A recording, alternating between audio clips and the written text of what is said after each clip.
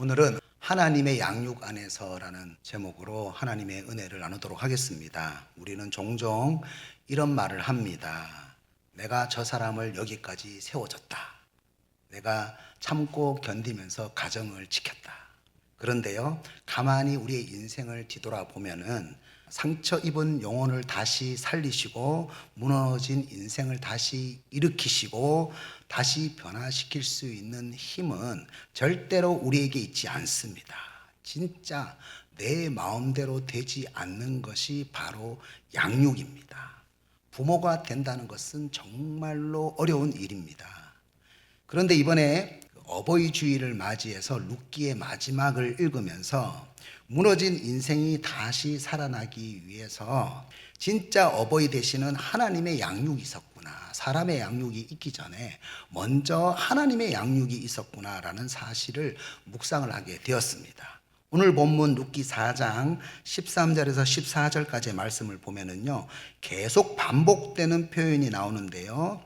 이에 보아스가 룻을 맞이하여 아내로 삼고 그에게 들어갔더니 여호와께서 그에게 임신하게 하심으로 그가 아들을 낳은지라. 여호와께서 오늘 내게 기업 물을 자가 없게 하지 아니하셨도다. 여러분, 13절과 14절 말씀에서 어떤 단어가 계속해서 반복이 되고 있습니까? 여호와께서라고 하는 단어가 계속해서 반복되는 것을 볼 수가 있어요.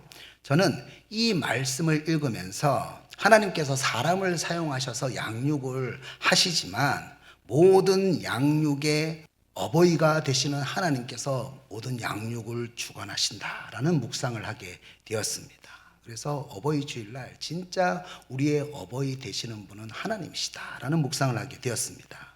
하나님이 개입을 하셔서 마침내 보아스와 룻이 기업 물음을 위해서 결혼을 하게 되었는데요. 여러분, 이 기업 물음의 마침표가 무엇입니까? 바로 임신하게 되는 겁니다. 오늘 본문에서 하나님께서 기업 물음의 마침표로 룻이 임신이 되도록 역사를 하고 계신다는 사실을 볼 수가 있습니다. 여기서 기업을 물은다라고 하는 단어는요, 히브리어로 가알이라고 하고 기업 물을 자를 고엘이라고 하는데요, 단순하게 한 가정을 돕는다라는 그런 의미가 아니에요. 끊어진 믿음의 그 계보를 되찾아주고 끊어진 하나님 나라에 대한 꿈에 대한 그 계보를 이어주는 구속의 의미를 가지고 있습니다. 실제로 하나님께서 보아스를 통해서 룻과 만나게 해서 기업 물음을 해서 오벳을 주시고 오벳을 통해서 이새를 주시고 이새를 통해서 다윗을 세우시고 결국 예수 그리스도께서 오시는 구원의 길을 이어가셨습니다. 그런데 오늘 본문을 보면은요, 하나님께서 이렇게 놀라운 구속의 역사를 이루어 가실 때에 반드시 사람을 사용하신다는 사실을 볼 수가 있습니다. 하나님의 양육이 사람의 양육을 통해서 나타난다는 거죠. 오늘 본문은 특별히 하나님의 양육 안에서 나오미가 어떻게 양육을 하고 하나님의 양육 안에서 룻이 어떻게 양육을 하고 하나님의 양육 안에서 이웃 여인들이 어떻게 양육을 하는지 보여주고 있습니다. 오늘 이 시간 우리의 어버이가 되시는 하나님의 그 양육이 어떻게 나타나는지 함께 은혜를 나누도록 하겠습니다. 첫 번째로 하나님의 양육 안에서 나오미는 어떤 양육자가 되었습니까? 15절을 보면은 이제 손자 오벳이 나오미에게 어떤 존재가 되는지 설명을 하는데요. 손자 오벳이 나오미에게 생명의 회복자가 되고 노년의 복량자가 된다고 말씀을 하지요. 여기서 생명의 회복자라는 표현은요, 히브리어로 메시브 네페시라고 하는데요, 영혼을 다시 살아나게 하는 자다라는 뜻을 가지고 있어요. 손자 오벳이 할머니인 나오미의 영혼을 다시 살아나게 했다는 거죠. 여러분, 왜 나오미의 영혼이 살아났을까요? 인간적으로 손자가 생겼기 때문에, 그래서 기쁜 마음으로 영혼이 살아났을까요? 이렇게 말씀을 도덕적으로 읽으면 안 됩니다. 자기 때에서 하나님 나라의 꿈이 끝났다고 생각을 했거든요. 그런데 자기 때에서 하나님 나라의 꿈이 끝나는 것이 아니라 손자를 통해서 믿음의 유산을 이어갈 수 있겠구나. 하나님께서 우리 가문을 통해서 큰 일을 행할 수 있겠구나. 나오미는 오벳을 통해서 이렇게 끊어진 하나님의 꿈을 다시 꾸게 되었습니다. 실제로 오벳을 통해서 이새가 태어나고, 이새를 통해서 다윗이 태어나고, 다윗의 계보를 통해서 예수 그리스도가 오시게 되지 않았습니까? 하나님의 구원 사역이, 구원의 역사가 이어지게 되지 않았습니까? 이렇게 나오미에게 다시 하나님 나라에 대한 그 꿈이 생기게 되니까 나오미의 영혼이 다시 살아나게 되었다는 거죠.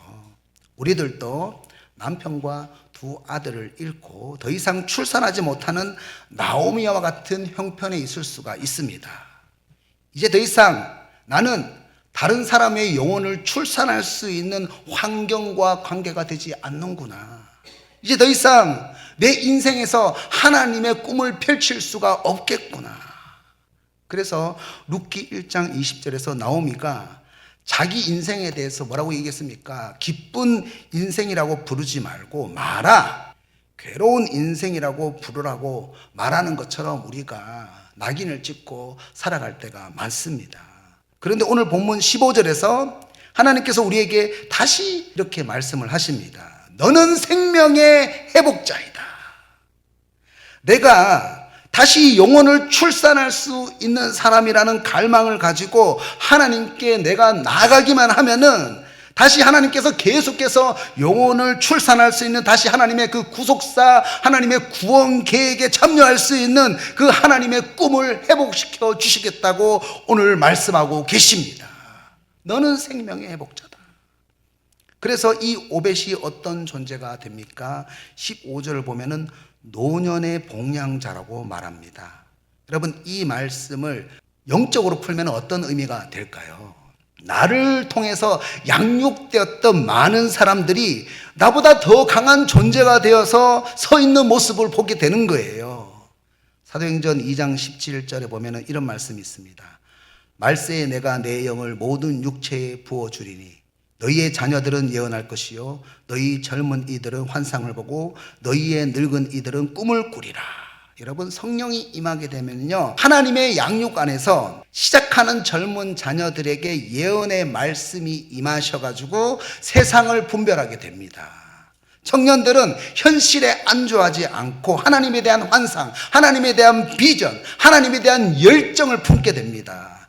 그리고 마지막에 아비들은요, 노년의 복량자가 되는 이런 다음 세대들을 보면서 인생의 마지막에서 다시 꿈을 꾸게 됩니다.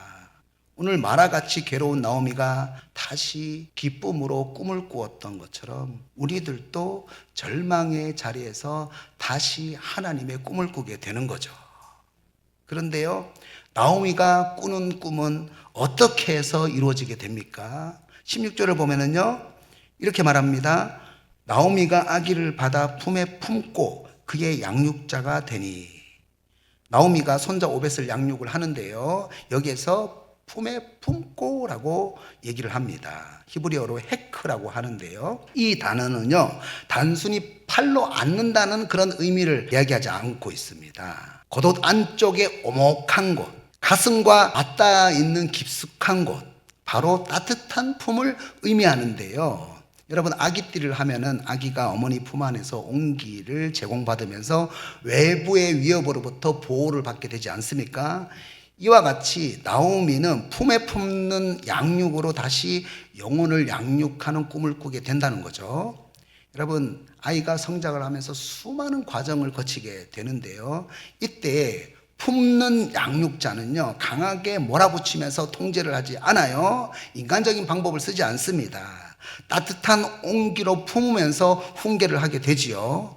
그런데 여러분, 어떤 사람이 품을 수 있을까요? 어떤 사람이 품는 양육을 하게 될까요? 여러분, 상처를 당해본 사람만이 상처당한 사람의 마음을 알 수가 있는 거예요. 내가 이렇게 상처를 많이 입은 인생인데 과연 나는 이렇게 상처를 많이 입은 마음으로 다른 사람들을 양육할 수 있는 사람이 될 수가 있을까? 우리는 이렇게 생각을 하는데요, 다윗은 사울 왕에게 쫓기면서 정말로 많은 상처를 받았습니다. 그래서 다윗은 상처받은 몸으로 아둘람 굴에 간신히 숨어 있었습니다. 그런데 이때에 어떤 일이 일어납니까? 상처받은 수많은 사람들이 다윗에게 몰려오는 거예요. 사무엘상 22장 1절에서 2절까지의 말씀을 보면은요, 다윗이 그곳을 떠나 아둘람 굴로 도망하매 환난당한 모든 자와 빚진 모든 자와 마음이 원통한 자가 다 그에게로 모였고 400명 가량이었더라. 하나님께서 상처 입은 다윗에게 어떤 사람을 보내셨습니까? 사울 왕에게 상처를 당했던 사람, 그 400명을 상처 입은 다윗에게 보내는 거죠. 나 혼자 상처를 싸매고 숨어 있어도 너무나 힘든데요, 하나님께서 다윗에게 상처 입은 사람들을 양육하라고 보내시는 거예요. 왜 이렇게 하셨을까요? 여러분, 상처 입은 사람만이 상처 입은 사람들의 마음을 품을 수 있기 때문입니다. 다윗은요, 자기 상처에 머물러 있지 않고 아둘람 굴에서 상처 입은 그 사람들을 다윗의 용사로 양육을 하게 되었는데요, 이들은 나중에 통일 이스라엘에 수많은 상처 입은 이스라엘의 백성들을 세우는 또 다른 양육자, 또 다른 상처 입은 치유자가 되었습니다. 다윗에게 노년의 복량자가 되었어요. 다윗의 용사가 되었습니다. 헨리 나우에는요, 상처 입은 치유자라는 책에서 이렇게 말했습니다. 상처는 다른 사람을 이해하는 통로가 될 수 있다. 실제로 암을 겪어본 사람만이 암 환자의 두려움을 알 수가 있고요, 실패를 경험한 사람만이 실패한 사람을 함부로 판단하지 않고 위로할 수가 있습니다. 하나님은 우리가 상처 가운데에 머물러 있기를 바라지 않고 내가 받은 상처로 오히려 상처 입은 자들을 품게 되어서 다시 영혼들을 출산할 수 있게 되고 다시 영혼들을 살리게 되기를 원하십니다. 우리들이 텅 빈 가슴으로 울던 마라의 인생이라고 할지라도 하나님의 양육 안에 거하게 되면은요, 다시 영혼을 출산할 수 있다는 생명의 회복자로서 우리가 품는 사람이 될 수가 있습니다. 나보다 강한 노년의 복량자를 길러낼 수 있는 축복의 통로가 될 수가 있습니다. 두 번째로, 하나님의 양육 안에서 룻은 어떤 양육자가 되었습니까? 오늘 본문 15절을 보면은요, 룻에 대해서 이렇게 평가를 합니다. 곧 너를 사랑하며 7 아들보다 귀한 내 며느리가 낳은 자로다 하니라. 이 표현은 당시 고대 문화에서는 상당히 충격적인 표현입니다. 유대 사회에서 7명의 아들은요, 최고의 축복의 상징이었어요. 아들이 한 명이 아니라 7명이나 되는 거죠. 고대 사회에서 아들이 많으면은요, 경제도 노후도 다 안정이 되었어요. 그래서 최고의 축복입니다. 그런데 룻이 7 아들보다 더 귀하다, 이렇게 말씀하고 있어요. 여러분, 왜 이렇게 말을 할까요? 룻이 단순히 며느리 역할을 잘했기 때문일까요? 다시 15절을 보면은요, 이런 단어가 있습니다. 곧 너를 사랑하며, 곧 너를 사랑하며. 그러니까 아무리 화려한 7 아들을 가졌다고 할지라도, 화려한 건물을 가지고 화려한 물량을 가지고 있다고 할지라도, 사랑이 없는 사람이라고 한다면, 사랑이 없는 공동체라고 한다면은 아무 소용이 없다, 이런 말씀입니다. 여러분, 아무것도 가지고 있지 않는 룻이지만 룻에게는 무엇이 있었습니까? 곧 너를 사랑하며 하나님의 사랑이 있었습니다. 사랑이 있기에 하나님은 그 룻의 인생을 더 귀하게 바라보셨다는 거죠. 여러분, 여기서 룻이 나오미를 사랑하는 사랑은요, 단순히 인간적인 도덕적인 사랑을 말하지 않습니다. 바로 하나님의 뜻을 쫓아가는 사랑이에요. 여러분, 룻의 입장에서 한번 생각해 보세요. 모압 여인이었던 룻이 믿음의 가문과 결혼을 했습니다. 무늬만 믿음의 가문이지만 믿음의 가문과 결혼을 했어요. 그런데 믿음의 가문이라고 하는데 신앙이 없어요. 그래서 시아버지 엘리멜렉도 남편도 다 죽게 되었습니다. 미래가 사라졌어요. 이제 과부로 평생 살아야 할지도 모릅니다. 사실 룻은요, 나오미의 가정 안에서 믿음의 가정이라고 하지만 그 가정에서 상처를 경험했던 사람입니다. 그러면은 이렇게 생각할 수 있죠. 무늬만 믿음의 가정이었구나, 이 집안 때문에 내 인생이 망했다, 이렇게 생각하면서 나오미를 떠날 수가 있습니다. 그런데 룻은 떠나지 않았어요. 여러분, 왜 룻이 떠나지 않았습니까? 여러분, 믿음의 가문과 결혼을 해서 큰 상처를 경험을 했지만 나오미를 통해서 하나님의 뜻을 보았기 때문이에요. 그래서 룻기 1장 16절에서 이렇게 고백을 했습니다. 어머니의 하나님이 나의 하나님이 되실 것입니다. 여러분, 룻의 이 말은 단순한 효심이 아니에요.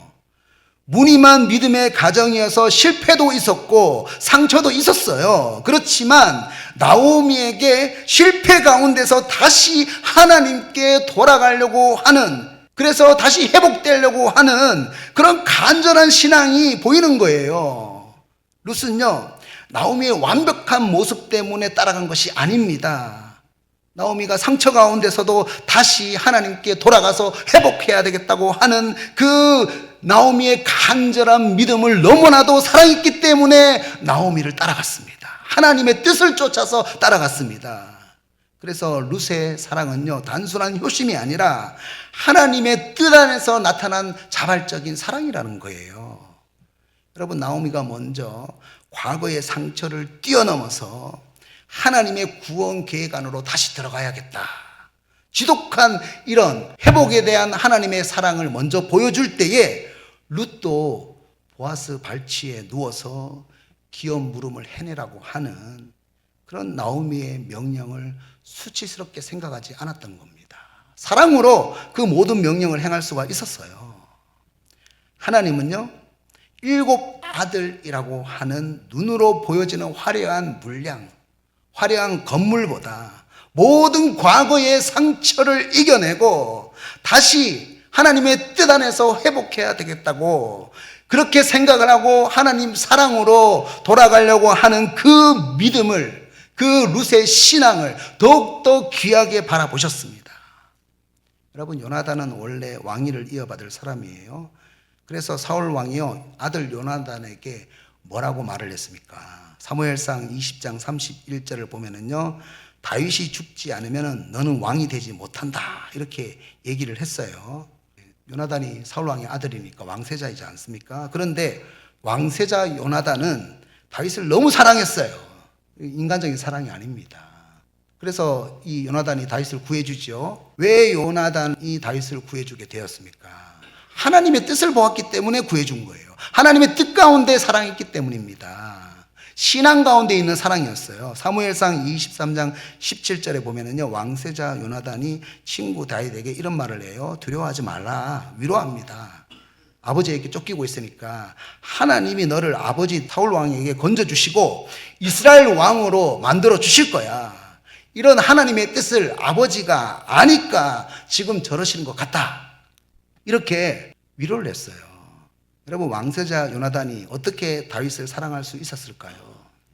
다윗이 왕이 될 것이라고 하는 하나님의 뜻을 바라봤기 때문에 왕이라고 하는 그 특권을 넘어서 자발적으로 사랑을 할 수가 있었습니다.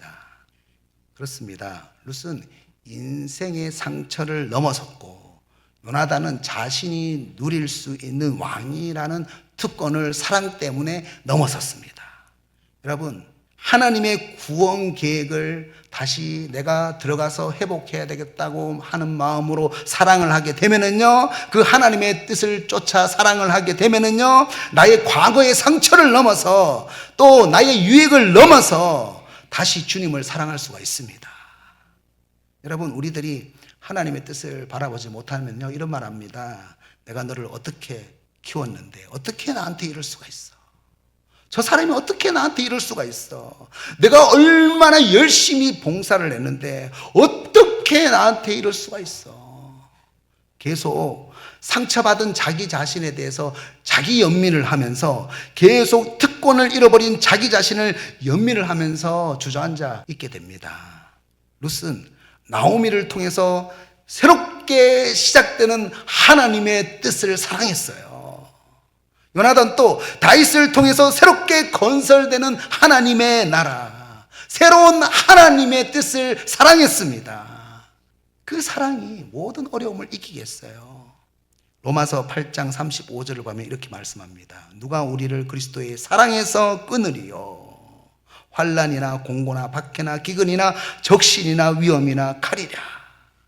여러분, 우리가 환란이 오면 무서워하죠. 기근이 오면 무서워하죠. 박해가 또 적신이나 위험이나 칼이 오면 무서워하죠. 그러나 우리 가운데에 새로운 하나님의 뜻을 바라보는 하나님의 사랑이 있다면요, 그 모든 무서움을 뚫고 하나님의 뜻 안에 거할 수가 있다는 겁니다.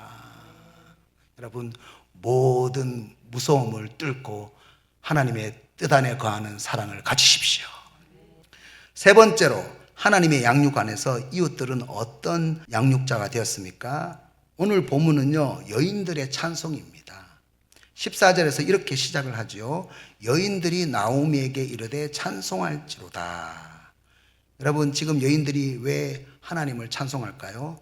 모든 과정을 지켜봤기 때문이에요. 이웃들이 나오미가 남편을 잃고 우는 것을 보았습니다. 이웃들이 나오미가 빈손으로 돌아오는 것을 보았습니다. 이웃들이 며느리 룻이 이삭을 줍는 것도 봤어요. 이웃들이 룻과 보아스가 결혼하는 모든 과정 가운데 하나님이 개입하는 것을 봤습니다. 그래서 지금 이웃들이 오벳의 탄생을 축하를 하면서 하나님을 찬송을 하고 있습니다. 저는 이 본문을 보면서 이런 묵상을 했습니다.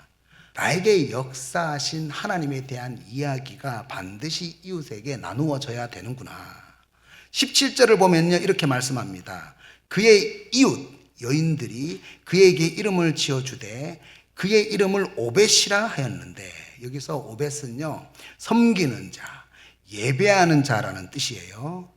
여러분, 힘든 가운데서도 신앙으로 나아갔던 나오미와 룻의 모습을 보면서 이웃들이 너무나도 큰 감동을 받은 거죠. 그래서 나오미와 룻이 이름을 지어야 되지 않습니까? 아이가 태어나면은. 그런데 이웃들이 너무 감동이 되어가지고 오벳이 하나님 나라를 위해서 섬기는 자가 되었으면 좋겠다, 오벳이 하나님 나라를 위해서 예배하는 자가 되기를 원한다고 이름을 지어줬습니다. 그리고 14절을 보면은 이웃들이 이런 이야기를 해요. 이 아이의 이름이 이스라엘 중에 유명하게 되기를 원하노라. 하나님을 위해서 섬기는 그 영향력이, 하나님을 예배하는 그 선한 영향력이 한 가정에만 머물지 않고 이스라엘 전체에 큰 영향력을 미치는 그런 사람이 되기를 원한다고 찬양을 하면서 축복을 하고 있습니다. 여러분, 나오미와 룻의 이야기가 이웃에게 간증으로 나누어지게 되니까 다시 이웃을 통해 가지고 하나님의 음성이 나오미와 룻에게 들려지는 모습을 지금 우리는 본문을 통해서 보게 되는 거죠. 여러분, 하나님의 음성을 나누고 또 하나님의 음성을 다른 사람을 통해서 듣게 되는 거죠. 저는 우리 교회가 이렇게 서로가 서로를 양육하는 공동체가 되기를 기도하고 있습니다. 여러분, 하나님의 양육은요, 절대로 일방적이지 않습니다. 하나님이 때로는 내가 보지 못하는 그 사각지대를 곁에 있는 다른 사람의 입술을 통해 가지고 비추어 주실 때가 있어요. 오늘 어버이날이니까 식사를 준비해야 되겠다, 제 머리에서 나온 게 아니에요. 다른 사람을 통해 가지고 하나님의 음성을 들려주시는 거죠. 그래서 제가 하나님의 음성이구나 해서 준비를 했습니다. 사도행전 18장 24절을 보면은요, 아볼로는 성경에도 능통하고 언변이 좋았는데요, 25절에 보면은요, 예수에 대해서 가르치기는 하는데 요한의 세례까지만 알았다, 이렇게 말씀을 하죠. 그러니까 이제 아볼로가 설교를 하는데 예수님을 선지자 정도로 가르치고 있는 거죠. 그때에 바울에게 복음을 배운 브리스길라와 아굴라 부부가요, 아볼로의 설교를 딱 들어보니까 설교에 핵심이 빠져 있어요. 복음이 없는 거죠. 그런데 이들이 회당에서 당시에 설교를 했거든요. 회당에서 잘못 설교하고 있는 아볼로에게 망신을 주지 않고 어떻게 하냐면요, 사도행전 18장 26절을 보면은요, 조용한 곳으로 아볼로를 데리고 가서 하나님의 도를 더 정확하게 풀어서 양육을 합니다. 평신도인 브리스길라와 아굴라가 아볼로의 잘못된 설교를 비난하고 정죄하는 것이 아니라 조용한 곳으로 데려다가 더 정확하게 하나님의 음성을 가지고 양육하는 모습을 보여주고 있습니다. 그런데 아볼로가요, 사도이지 않습니까? 평신도를 통해서 알려주시는 하나님의 음성에 겸손하게 아멘을 했습니다.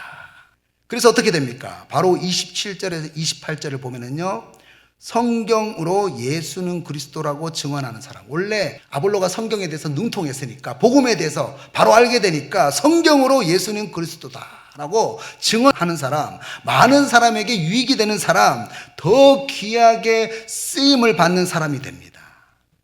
이 말씀을 통해서 우리가 무엇을 알 수가 있습니까? 여러분, 공동체의 신앙은 절대로 혼자서 완성되지 않는다는 말씀을 하고 있습니다. 여러분, 우리에게 하나님께서 역사하신 그 하나님의 음성이 이웃들에게 나누어지고 또 이웃을 통해서 하나님의 음성이 다시 우리가 들을 수 있는 겸손만 있다면은 우리는 하나님의 양육 안에서 더욱더 성장하는 공동체가 될 수가 있다는 거예요. 저는 우리 교회가 바로 그런 교회가 되기를 기도하고 있습니다. 이제 말씀을 적용하겠습니다. 오늘 우리는 하나님의 양육 안에서 무너진 인생들이 어떻게 회복되는지 룻기의 마지막 장면을 통해서 확인을 했어요. 첫 번째로 하나님의 양육 안에서 나오미는 어떤 양육자가 되었습니까? 꿈을 참고 품는 어버이가 되었습니다. 텅 빈 마라의 가슴으로 울던 나오미가 손자를 품에 안았을 때에 그녀의 영혼은 생명의 회복자로 다시 꿈을 찾게 되었어요. 다시 내가 영혼을 살릴 수 있다라는 꿈을 찾게 되었습니다. 상처 입은 치유자로서 다시 상처 입은 수많은 사람들을 품을 수 있는 어버이가 되었습니다. 나보다 강한 믿음의 세대에 노년의 복양자를 양육하는 사람이 되었습니다. 두 번째로 하나님의 양육 안에서 룻은 어떤 양육자가 되었습니까? 뜻을 쫓아 사랑하는 어버이가 되었습니다. 룻은 하나님의 뜻 안에서 자발적으로 사랑할 때에 상처를 넘어갔어요. 요나단 또 하나님의 뜻 안에서 사랑할 때에 왕이라는 그 특권을 넘었었어요. 나의 상처 때문에, 나의 특권을 잃어버린 것 때문에 자기 연민을 하는 것이 아니라 다시 시작되는 하나님의 구원의 계획을 바라보고 사랑할 수 있어야 됩니다. 하나님은 7 아들이라고 하는 거대한 물량보다 상처를 넘어서 다시 사랑으로 나아가는 룻을 더욱더 귀하게 보셨어요. 세 번째로 하나님의 양육 안에서 이웃들은 어떤 양육자가 되었습니까? 함께 음성을 나누는 어버이가 되었습니다. 여러분, 나오미와 룻의 이야기가 이웃들에게 간증으로 나누어지게 되니까 다시 이웃을 통해서 아이의 이름을 오벳이라고 해라, 섬기는 자, 예배하는 자로 지어라, 하나님의 음성이 다시 나오미와 룻에게 들려지는 역사가 나타나게 되었습니다. 여러분, 아볼로에게 있는 사각지대를 평신도했던 브루스길라와 아굴라가 밝혀주면서 함께 성장한 것처럼 우리들은 다른 사람을 통해서 말씀하시는 하나님의 음성을 들을 수 있는 겸손을 통해서 함께 성장할 수 있는 사람이 되어야 합니다. 오늘 어버이 주일을 맞이해서 저는 이렇게 말씀을 드리고 싶습니다. 우리의 참 어버이는 하나님이십니다. 오늘 본문에서 나오미와 룻과 이웃 여인들의 삶에는 우리의 어버이가 되시는 하나님의 양육이 있었어요. 하나님은 우리가 상처 입은 치유자로 누군가를 품어주고 하나님의 뜻 안에서 사랑으로 양육하고 서로의 사각지대를 기쁨으로 나누고 채워주는 양육자로서 우리를 부르고 계십니다. 누군가의 어버이로서 오늘 우리를 부르고 계십니다. 여러분, 오늘 이 시간에 이 말씀을 마음에 깊이 새기시고 우리의 진짜 어버이가 되시는 하나님의 양육 안에서 우리들이 일만 스승이 되는 것이 아니라 누군가의 어버이가 되시기를, 하나님의 양육을 본받아서 하나님의 양육을 많은 사람들에게 보여주시기를 주님의 이름으로 축복합니다. 축복합니다.